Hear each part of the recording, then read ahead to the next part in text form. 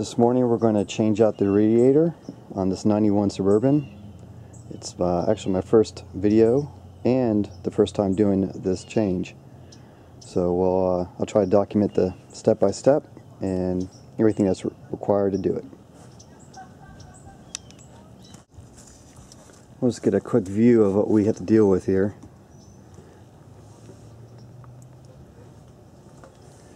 The previous owner installed a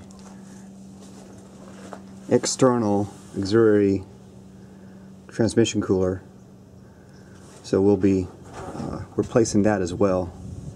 Since we're going to have the radiator out, might as well go in and replace that component as well. It's just pretty inexpensive. That external transmission cooler is about $40 from AutoZone, and over here we have the new aluminum based radiator. It's a 2-row, just like the same number of rows that the radiator is in the truck right now. It's a 2-row, but this is a aluminum based one. It's supposed, in theory, supposed to be cooler. And then over here I have the miscellaneous parts and stuff that we'll be using as well. So with a little bucket placed underneath the truck, go ahead and undo the drain cock to get this side of the tank emptied out. And then we'll do the same side on the other tank by undoing the lower radiator hose, which is on the passenger side of the truck.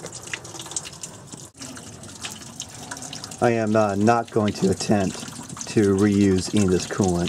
I don't want any contaminants that's from the old radiator. It's just best to properly dispose of the coolant and just use new coolant, especially with a new radiator. So while that is still draining, you can go ahead and undo the top radiator hose clamp, as well as the clamp that holds the hose to the fan shroud. This is a 10mm. With the bucket still draining, you can go ahead and undo this hose, and you will have some coolant come out as well, just a little bit. And just let that drain while the drain cock is still emptying out this driver's side tank. Next, you can undo the split fan shroud bolts right here. I took them out. They were just flatheads, as well as the bolt to hold the top part here. This is a 3/8 head right here, and then just the 2 bolts to undo the top half of the fan shroud.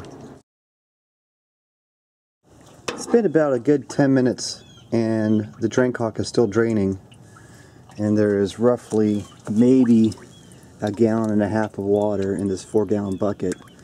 So possibly this tank over here is maybe the truck is leaning more to the driver's side and coolant is flowing out of the tank, out of this tank, and coming over here and draining. So it'll be interesting to know when we drain this side by undoing the lower radiator, lower hose to the water pump, if we'll have a lot of coolant out of that.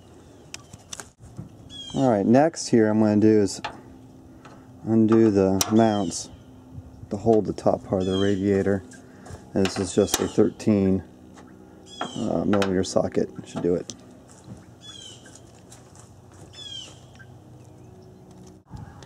When you take off this mount, you'll see that there's a little rubber piece in here that holds the little absorber between movement between the radiator and the mount. You're going to want to make sure this is in good shape.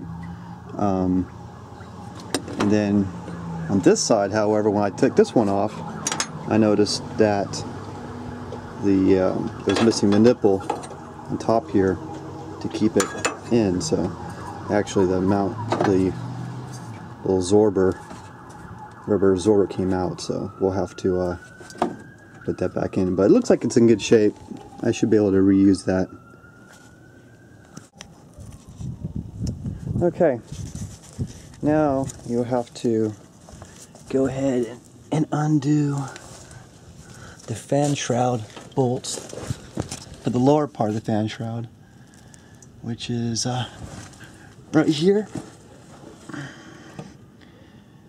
right there, and right here. So that should also be a 10 millimeter, and that should be it. And then the fan shroud should come out. Start disconnecting the heater hose. We got the transmission cooling lines need to come out, or I should say undone, and then the lower radiator hose. That, and then the radiator should come out with ease. We'll take it one step at a time here. Alright, well, undid the cap here. I looked inside, it was already pretty dry. And so I just undid the radiator hose, pushed up, and now it's draining down. So I guess the theory was that the truck's at an angle, so all the fluid was drained down to the drain cock. So there wasn't much to drain on this side at all. Now you can see that the radiator's ready to come out. Everything's been disconnected. All the fluids have been drained. And you can see the old external transmission cooler right there. And there's the AC unit. So we'll, this should just come right out. So obviously, before you go and purchase a radiator, you're going to want to take measurements and make sure it matches against your other one. But it's also kind of good too, is that when you have the old one out, you can just quickly compare it with the new one. And just by looking at the measurements with the tanks line up. This one is a little bit more shallower, so I think it's going to sit down a little bit more than it should. That won't be a problem per se. I think what I'll do is I will make this a little bit more thicker with some extra rubber mounts or something. I'm not really too worried about it. Since this is not my daily driver truck, I can fudge a little bit and make it work. It'll still perform as it needs, but I don't have to really too worry about how it looks. And there it is, mounted. Pretty simple. So, like I said, it's generally in the rough the same area as the roughly in the same area as the other one. So since it does come with new rubber hosing, it should be able to be flexible enough to accommodate any change where the old one was.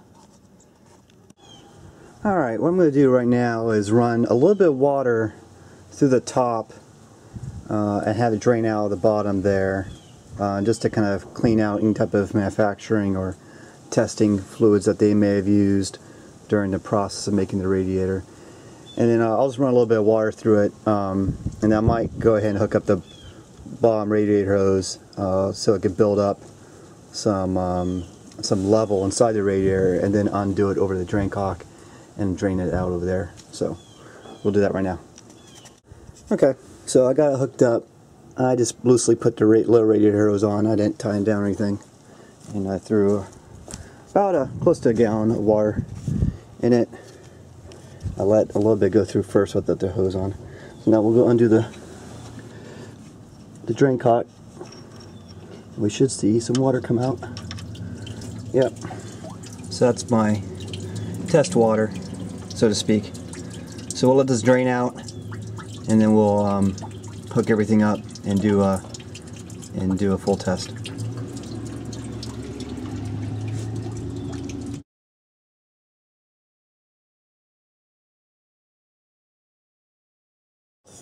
Okay, finally got the right radiator hose. It took a couple different times to go to different stores, but they finally had one for a 91 Suburban V2500. So I'm going to go through and make sure everything's tightened up, and then I'll go ahead and put my coolant in. When I did drain the radiator from the old one, I did notice probably about a half a quart of transmission fluid that I'll have to put in as well. But we'll start with the engine coolant first. Alright, got the truck started. Looking for any type of leaks right now. And looks pretty good. Leaks.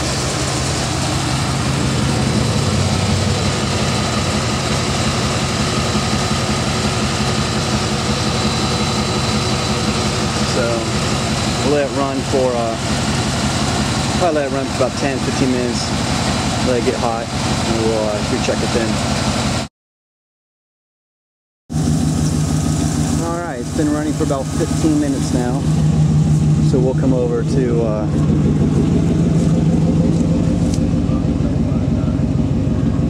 temperature is rising. It's almost about operating temperature, and that's all looking really good right now.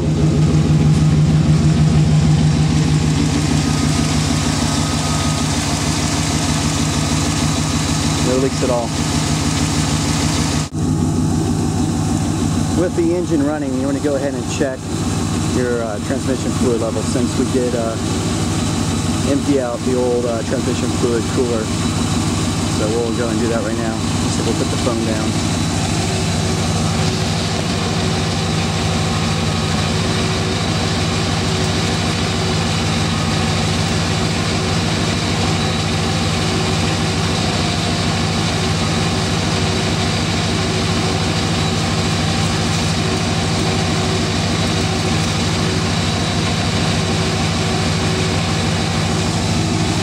So you can kind of see here that,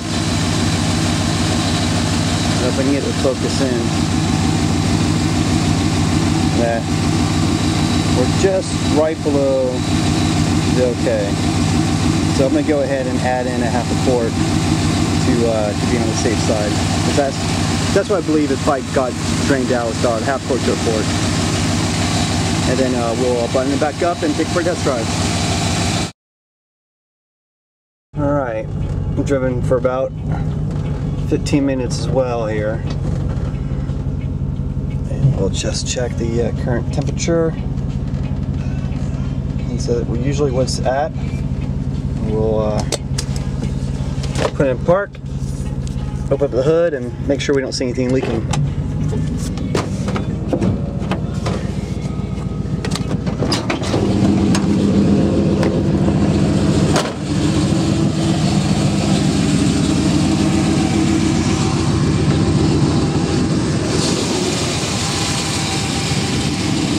So it should be okay here. We'll just check the ground first, make sure we don't see anything on the ground. The ground's pretty dry. Don't see any issues there.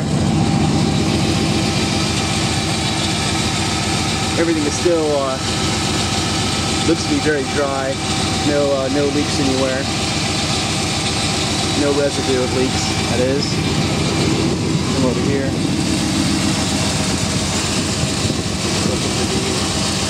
Pretty good. So this is it. This is my first video. Aftermarket radiator for a 91 3/4 ton 4-wheel drive Suburban. And that's that.